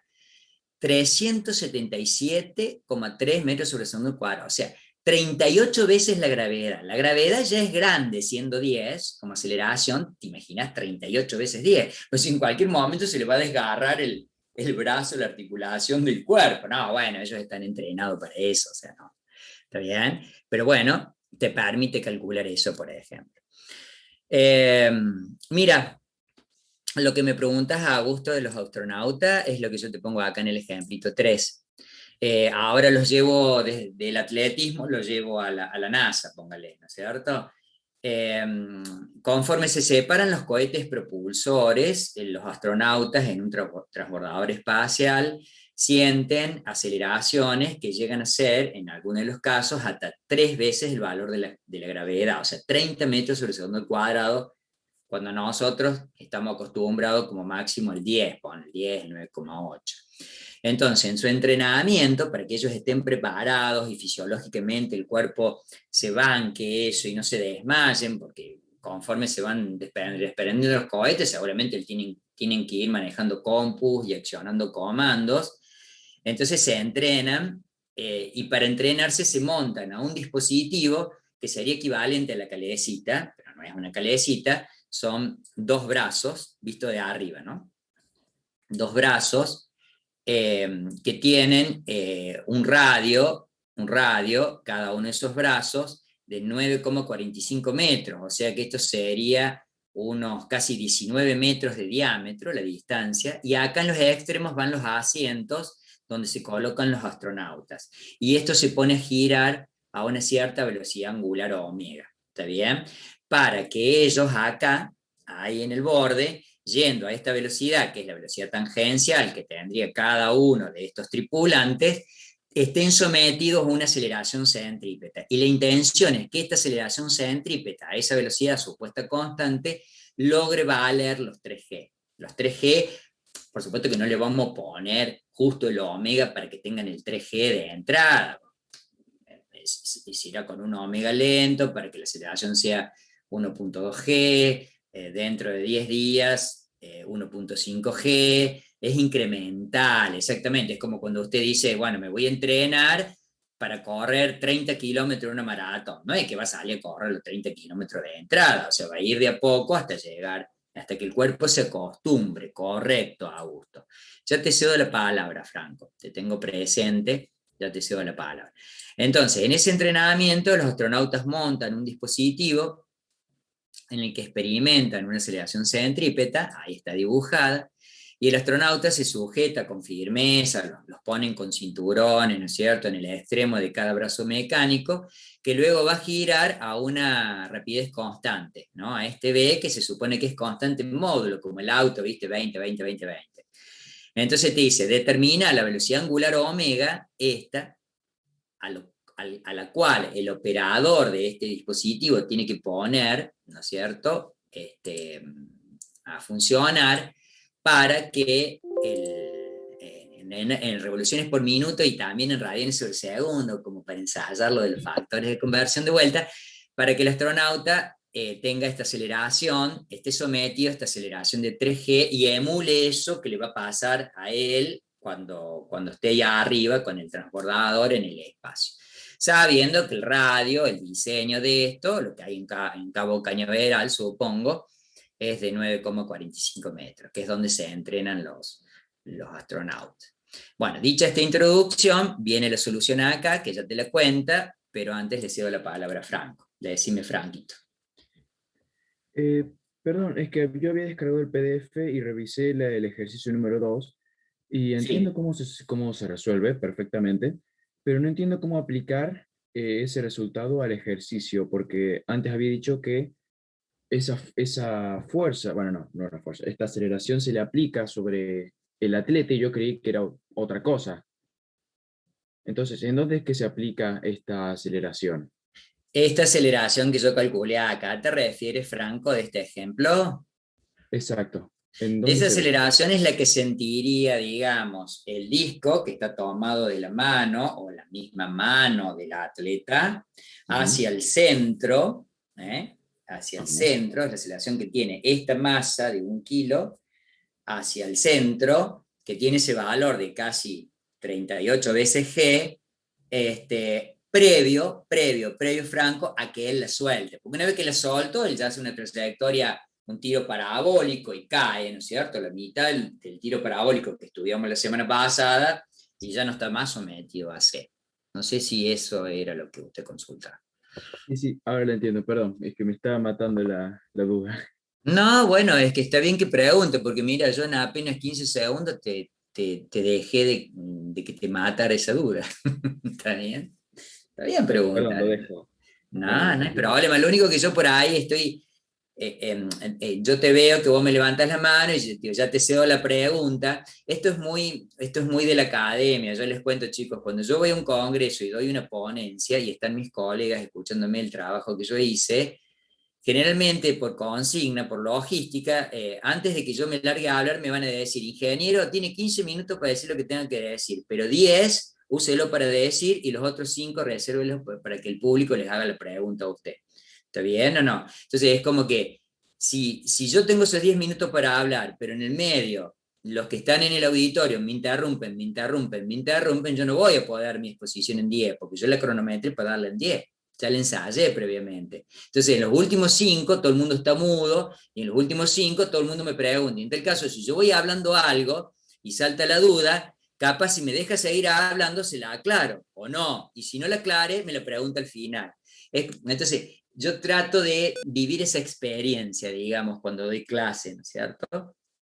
Porque por ahí, si se anticipan permanentemente la pregunta y no me dejan desembuchar, capaz que la duda, ¿cuál es la sugerencia que doy? No es que no pregunten, pregunten, pero no se ofendan si yo digo, ya le atiendo su pregunta, déjenme terminar, porque si no es como que, no sé, es como si usted me está dando el examen y yo permanentemente le pregunto. Entonces, déjeme decir, después del caso, si hay algo falto o algo dije mal, pregúnteme sobre eso, Inge, ¿no es así? Es más o menos, pero eso es la vida de la academia y ustedes la van a ir aprendiendo de a poquito, yo se las cuento.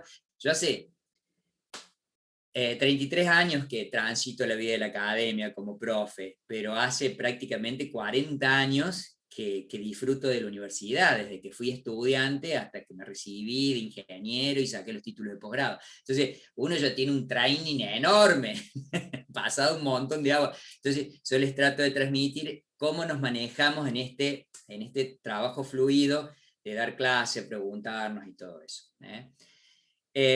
Acá hay unas preguntitas por el chat. Te guías por el gráfico, el principio se entiende más, es verdad, en el autito, ahí se ve más, que esa aceleración apunta por el centro, que la flecha de AC va en dirección al radio, al centro del trayecto. Correcto tu comentario, Fede, eso también ayuda mucho, porque es lo mismo que la masa, y viste que hasta incluso la masa del atleta no lo usás en esta oportunidad, pero va a ver que la masa se usa mucho en la unidad que sigue, ese es otro comentario que hago por ahí, en este caso la masa no se utiliza. Entiendo, dice, lo tomaré en cuenta, dice Franquito, pero perfecto. Bueno, esta interacción que hacen ustedes acá, ¿saben cómo se llama en la pedagogía esto? Se llama trabajo colaborativo. Ustedes están colaborando con su profe entre pares. Lo que alguien entendió y el otro no tanto, o como cuando nos juntamos a estudiar, yo con mis amigos cuando era estudiante, ¿está bien? Sí, yo no entiendo esto, le decía mejor a mi amigo Luis. Mira, Juan, esto es así. Después seguimos estudiando. Uy, Juan, ¿y esto cómo es? ¿Vos te das cuenta? Ah, mira, creo que pasa por acá. Eso es trabajo colaborativo. Eso ayuda un montón. Eso a mí me ayudó a ser ingeniero. Yo, de 50 materias que estudié para rendir, para ser ingeniero, 47 las preparé en grupo. Las otras 3 no las pude preparar en grupo porque ya las habían rendido los otros. Yo me había adelantado, me había trazado. Y eso está buenísimo porque a mí me ayudó a recibirme. Hay otras personas que no necesitan el trabajo colaborativo, ¿no? He tenido compañeros que se recibieron de ingeniero y siempre estuvieron solos. Yo los admiro, pero no es mi caso.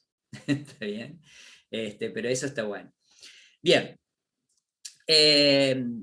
Parto de la fórmula 9 y vos te preguntarás por qué. Vamos con la duda, vamos con la pregunta.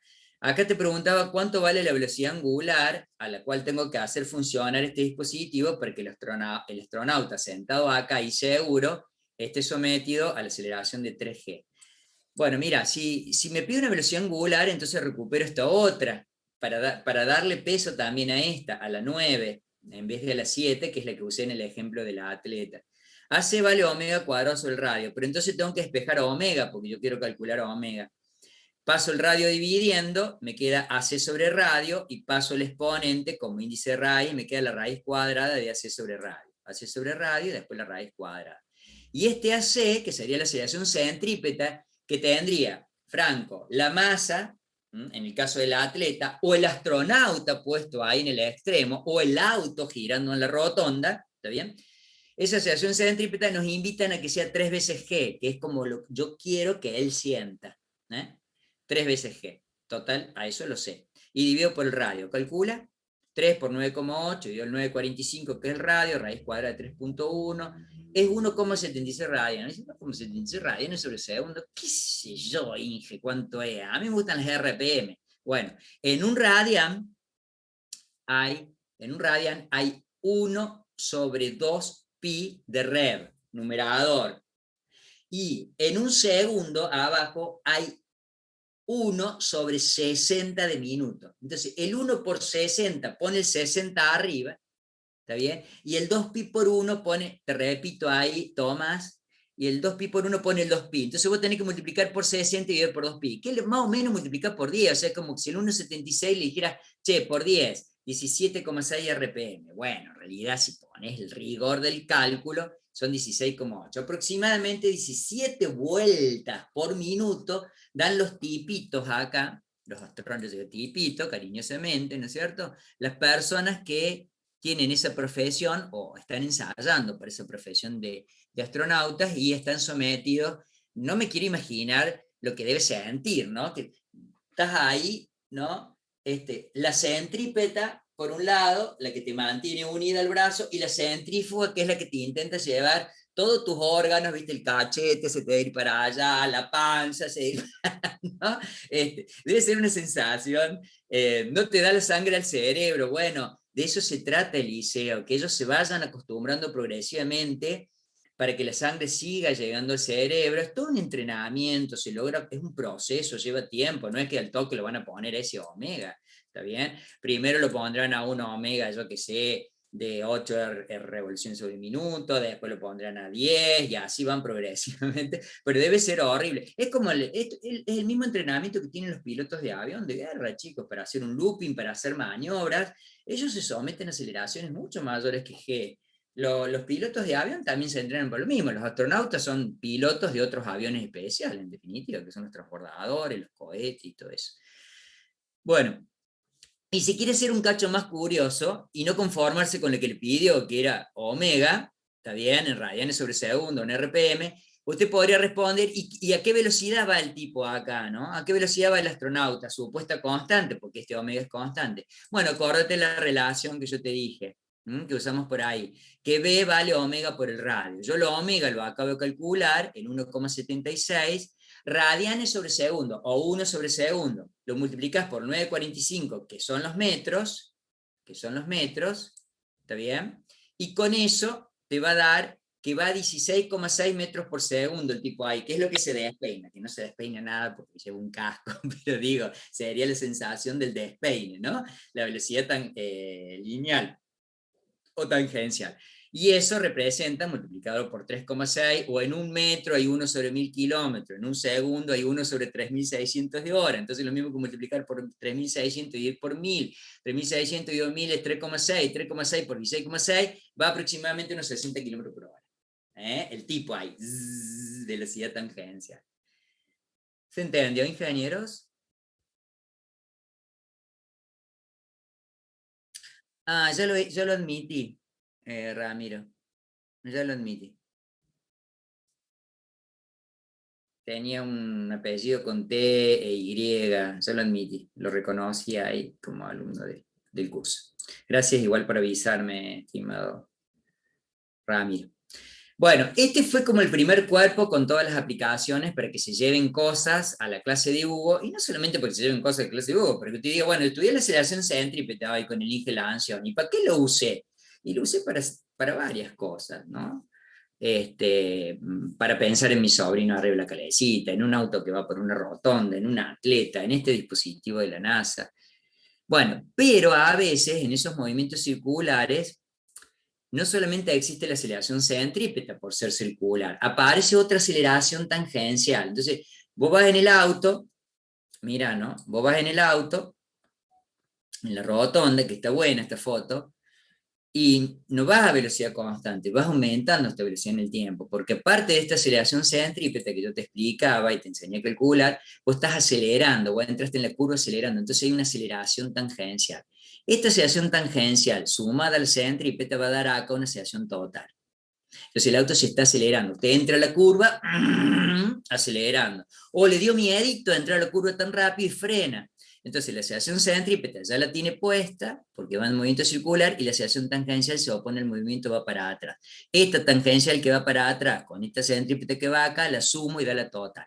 Bueno, eso que hice ahí como en el aire, yo lo explico acá bien, en este otro párrafo, que sería como la segunda parte de la clase de hoy. Es más cortita esto, pero es tan importante como la anterior. Entonces hablo de, aparte de la aceleración centrípeta, ¿qué pasa si hay aceleración tangencial? Entonces, esa aceleración centrípeta, que se llama habitualmente aceleración radial o normal, se le suma la tangencial y da lo que se llama la aceleración A, que es la aceleración total a la cual está sometida la partícula. Esta foto ilustra perfectamente lo que estoy explicando de una manera más contundente. Esto rojo podría ser los rieles de una montaña rusa, un carrito en el cual va usted, pero este carrito tiene la especialidad, a diferencia del de la montaña rusa, que usted lo puede acelerar o desacelerar, es autopropulsado. Entonces, de repente atraviesa este segmento de círculo, veo que acá hay como simulado un círculo en donde parte de los rieles copian, y en este punto A usted tiene una aceleración radial o centrípeta hacia el centro, B cuadrado sobre radio, o omega cuadrado R, como la que venimos estudiando, por estar en movimiento circular, pero también como usted está acelerando hacia adelante el carrito, tiene esta tangencial a favor de la velocidad, entonces usted estaría aumentando la velocidad en el tiempo. Esta tangencial con esta total, meto el paralelogramo del extremo este de este vector, trazo un paralelo a R, desde el extremo de AR trazo un paralelo a T, lo que viste en el cursillo, repasaste, donde se intersecan estas dos líneas punteadas, pum, saco la total. ¿Vos conoces la tangencial? Sí. ¿Conoces la radial? Sí. Pitágoras, sacas esto, inversa, tangente de opuesto contra adyacente, saca el tita, todo bien. Vas a la parte de arriba. Esta partecita es trayectoria circular del riel. Bueno, aceleración radial. Pero también seguís acelerando. Ya, listo. Entonces, ¿cuánto vale la aceleración total? La suma de este con este. Ahí está. Vas bajando igual. Entonces, fíjate, el vector lila oscuro en esos tramos, representa la total como la suma de la radial, o sea, centrípeta y el tangencial. Y siempre apunta, siempre apunta hacia la parte cóncava de la trayectoria. Buen análisis tenés esto como función matemática, el profe te dice que acá es cóncava para arriba y acá la función es cóncava para abajo. En física hablamos igual, el mismo lenguaje. Entonces, decir, ¿esto para qué lado apunta? Para la parte cóncava de la trayectoria. Este vector, ¿para qué lado apunta? Para la parte cóncava de la trayectoria. Ponele que acá te dio miedito de despegarte y salir eyectado. Entonces, en vez de acelerar, desaceleras. Tu aceleración tangencial es para atrás, clava los frenos. Ah, bueno, esta aceleración tangencial que es para atrás con esta centrípeta que la tenés, te daría un vector así, lilito oscuro, sumando este con este. Y este vector lilito oscuro también apunta para la parte cóncava de la trayectoria. ¿Está bien? No muchos libros dicen esto, a mí me gusta aclararlo. Y acá les pongo un ejemplito relacionado con lo que acabo de explicar. Si me dicen que hasta acá fue todo bien, explico eso. Doy una pausa ahí y me cedo un mate. De paso. Sí, Franco. Perdón, no sé si, bueno, sí, probablemente no presté atención en esa parte, pero quería preguntar, la aceleración tangencial se ve como la velocidad en anteriores ejemplos. No es casualidad, ¿no? A ver, me da cosa lo que me decís. Primero que una aceleración no es lo mismo que una velocidad. Que luce en la misma dirección y capaz el mismo sentido o no es otra cosa, pero no las compararía porque una se mide en metros sobre segundo, una cosa muy grosa, muy distinta, y la otra en metros sobre segundo al cuadrado. Franco, a ver, si esta es la velocidad tangencial, vengamos acá. Esta es la partícula. Sí. Tiene esta centrípeta que ya habíamos estudiado y como se está acelerando tiene esta tangencial. Que esta tangencial coincida con la dirección y sentido de la velocidad tangencial, bárbaro, pero no significa que sean los mismos vectores. Acá tendré que buscar otro vector que represente la velocidad tangencial. Precisamente los dos son tangenciales porque comparten la dirección y hasta incluso en este caso el sentido. Acá la velocidad tangencial también capaz otro vector que va para allá, pero se mide en metros sobre segundo y este en metros sobre segundo al cuadrado. Esa es la gran diferencia, ¿no? Ahora, si esta es la velocidad tangencial para allá y esta aceleración tangencial no es aceleración, es desaceleración, comparten la dirección, pero esta tiene sentido contrario a lo que sería la velocidad tangencial. No sé si ayuda de Franco. Sí, gracias. ¿Y la aceleración tangencial se saca de la fórmula de la aceleración total? Te voy a explicar más adelante en la unidad 4. Ok, gracias. O a través del ejemplo que cuento a continuación, porque te dan unos datos que te la permiten calcular, no físicamente, pero sí trigonométricamente. Un poco, digamos, te ayuda acá, pero más te voy a ayudar en la unidad 4. Esa sería la respuesta a tu pregunta, Franquito. Bien, esta figura vista desde arriba representa la aceleración total A, esta que está en lila oscuro, que tiene una partícula ahí, que es el puntito negro, que se mueve en sentido de las manecillas del reloj, para cuando este radio, que está acá, entre el centro y la partícula es de 2,5, que lo acota ahí, en un cierto instante de tiempo. La partícula está ahí, justo cuando la miras, tiene esta aceleración A para abajo, hacia la parte cóncava de la trayectoria. Esa aceleración A vale 15 metros sobre segundo al cuadrado, dice 15.0, bueno, 15, y forma justito un ángulo de 30 grados con respecto a la dirección radial. Todo eso me dan de datos. Y me piden tres cosas. ¿Cuánto valdría la aceleración tangencial de la partícula ahí? ¿Cuánto valdría la aceleración centrípeta de la partícula ahí en ese instante? ¿Y cuánto sería la velocidad tangencial? Entonces, fíjate, para responder a la aceleración tangencial y la aceleración centrípeta no hay que usar ninguna fórmula física. Me ayuda la trigonometría. ¿Por qué? Porque la tangencial es esta, ¿está bien? Y la A radial es esta otra. Entonces, la suma de este vector con este vector de la total. Entonces, si este es A tangencial acá, es el mismo vector que estaría puesto acá. Digo, A radial más A tangencial de la total. Entonces, si este vector que está acá es A tangencial, acá se me forma un ángulo recto, yo tengo un triángulo rectángulo, sería el A tangencial el opuesto a 30. Entonces, ¿qué función trigonométrica te vincula cateto opuesto con trihipotenusa, que le sé, porque te hace que vale 15? La respuesta es cateto opuesto contra hipotenusa, ¿qué? ¿Seno, coseno, tangente? ¿Qué, ingeniero?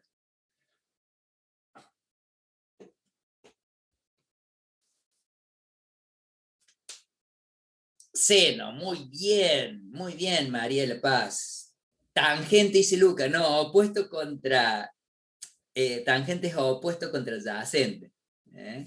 Opuesto contra hipotenusa, ahí está, bien.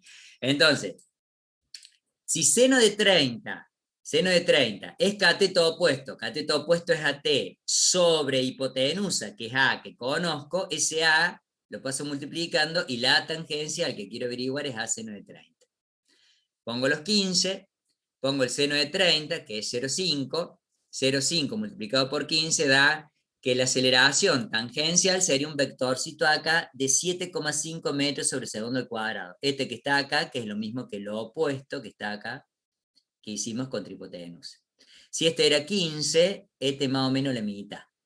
Luce más o menos que sería la mitad. ¿Ves? La tangencia a la I franco yo lo pintaría de otro color por sobre B, pero no es B.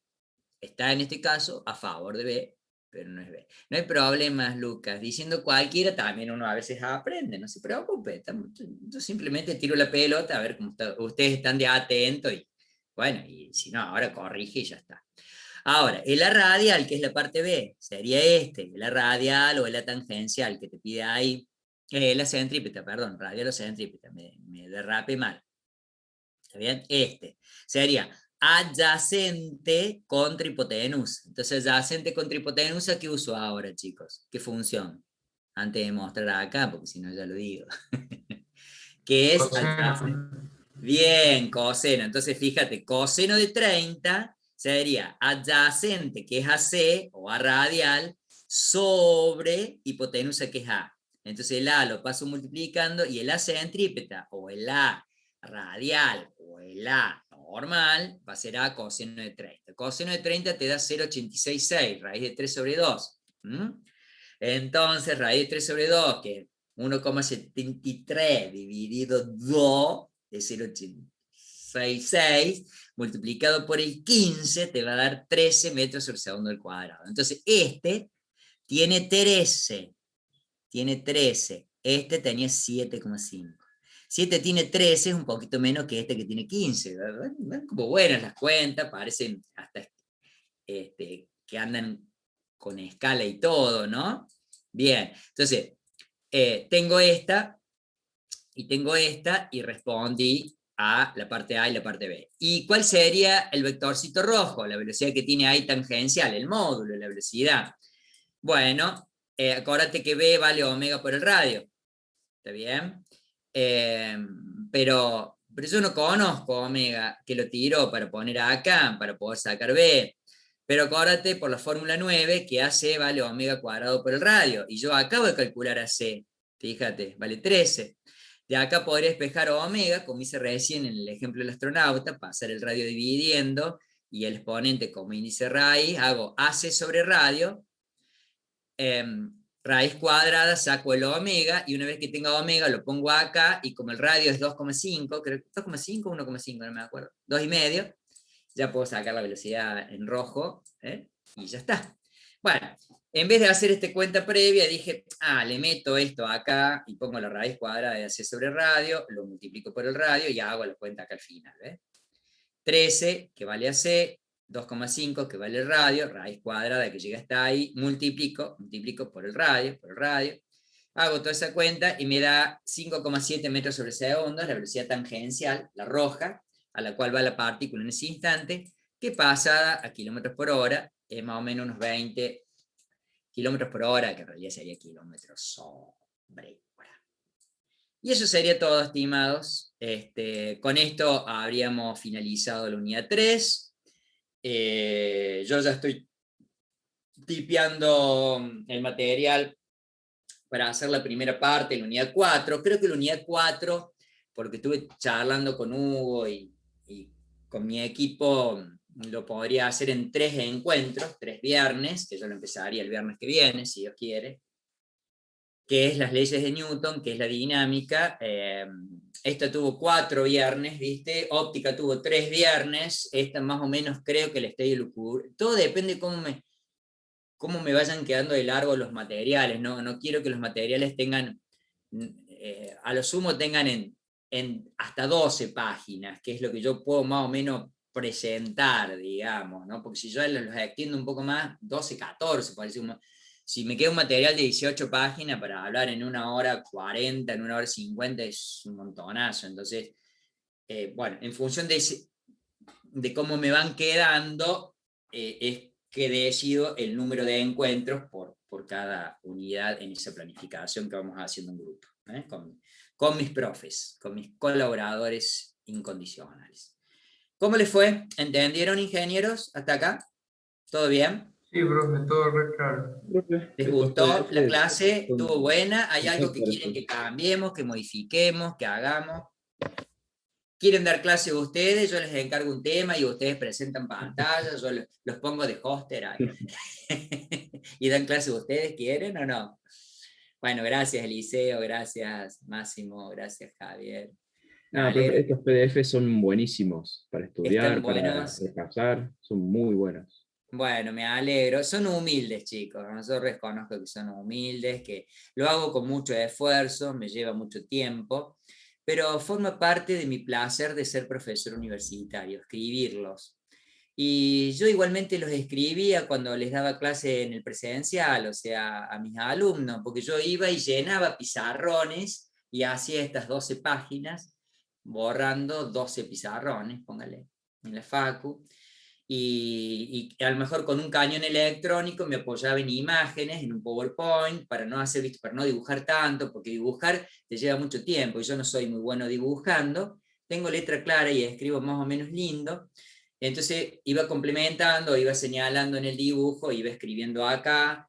Bueno, y esas eran mis clases. Entonces trato de emular eso que yo hacía en la sala, en el presencial, acá en clase, pero para poder emularlo, lo que antes escribía a mano, ahora lo tengo que escribir en la máquina. Y el editor de ecuación me lleva un montón de tiempo.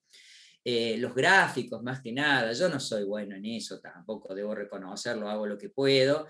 Así que te agradezco, Eric, que diga que se note el esfuerzo, porque realmente lo hago de corazón, lo hago porque si me pongo en el cuero de ustedes, me gustaría que otro profe lo hiciera por mí, para aprender. Que dice, te los podés guardar. Sí, tal cual, Ramiro, me los voy a guardar y me voy a llevar la compu y todo esto que hago ¿viste? Todo esto que hago en la pizarrita que me cuesta horrores, porque vos viste que no tengo buen pulso, tendría que tener una tableta con un lápiz, pero bueno, no me da el cuero para eso, entonces lo hago con el mouse, me sale medio feíto, pido disculpas, pero todo eso lo podría poner como agregados en la clase y ir mostrando. Me gusta caminar entre medio de ustedes, me gusta estar cerca de ustedes, para ver que escriben, que dejan de escribir y preguntarles, che, ¿tenés duda? ¿No tenés duda? ¿Cómo va? Bueno, uno hace lo que puede desde acá, ojalá que eso sea lo mejor que ustedes interpreten que un profe pueda hacer para que la clase sea amigable. para que la pasemos con gusto en la mañana de los viernes, cuando nos toca compartir este momento, y fundamentalmente al pasarla con gusto aprendamos, porque ese es el objetivo final de la clase. Bueno, muchas gracias por todos los halagos. Yo los halago a ustedes diciéndoles gracias por estar, porque si ustedes no estuvieran ahí, no me preguntaran, no interactuaran, no me dijeran estos comentarios, mi clase no tendría sentido, porque le estaría hablando a la vida de nadie. Y me gusta hablarle a la vida de ustedes, que son los que quieren ser ingenieros en 5 años. Un gustazo, gente. Buen fin de. Nos estamos viendo el viernes que viene a la misma hora por el mismo link. En estas clases. Chao, profe, buen fin de. Gracias, un Chao, abrazo. Chao, Una profe. Buen fin Gracias de. por la clase. Igualmente, gracias, muy amable. Nos vemos, Muy amable. Gracias profe. por todo.